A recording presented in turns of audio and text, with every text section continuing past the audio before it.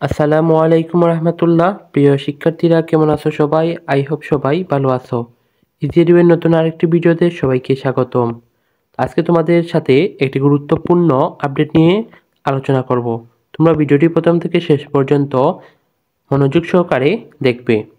প্রিয় শিক্ষার্থীরা, ভিডিও শুরু করার আগে তোমাদের কাছে ছোট্ট একটি রিকোয়েস্ট, যারা এখনও আমাদের চ্যানেলটিকে সাবস্ক্রাইব করোনি দ্রুত সাবস্ক্রাইব করে নাও, এবং যারা ফেসবুক থেকে দেখতেছো তোমরা অবশ্যই ফেসবুক পেজটিকে ফলো দিয়ে রাখবে।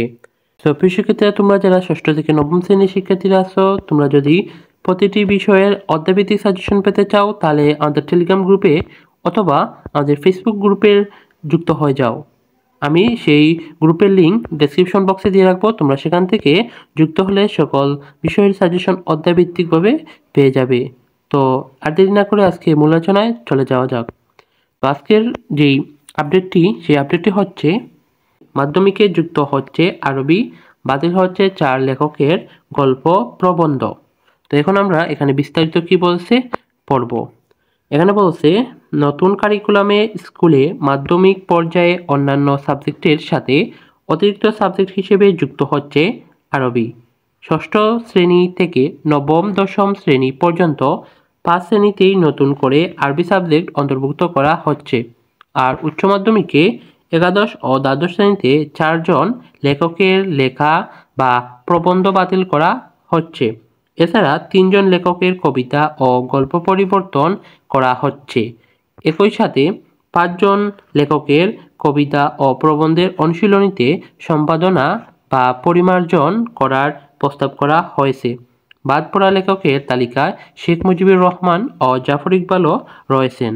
তো শিক্ষার্থীরা, এখানে এই যে লিখেছে তারা যে ষষ্ঠ থেকে দশম নবম শ্রেণী পর্যন্ত তোমাদের আরবি সাবজেক্টটি যুক্ত হচ্ছে, এবং এখানে বলছে যে 5 শ্রেণীতেই নতুন করে আরবি সাবজেক্ট অন্তর্ভুক্ত করা হচ্ছে।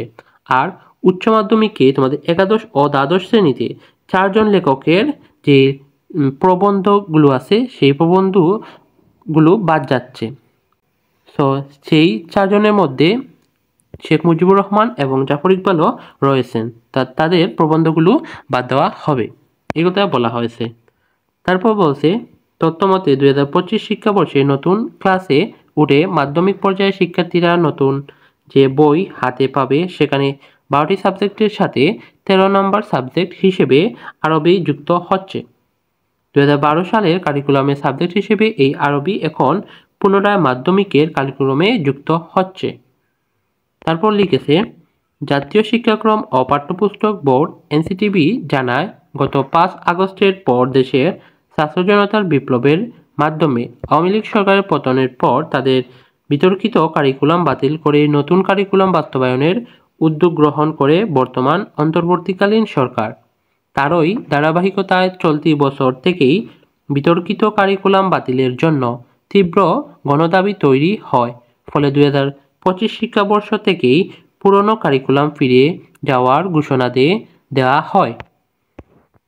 এরই পরিপ্রেক্ষিতে পুরনো কারিকুলাম বাতিল এবং নতুন কারিকুলামে পাঠ্য বই মুদ্রণের সব ধরনের প্রস্তুতিও ইতিমধ্যে গ্রহণ করেছে এনসিটিবি।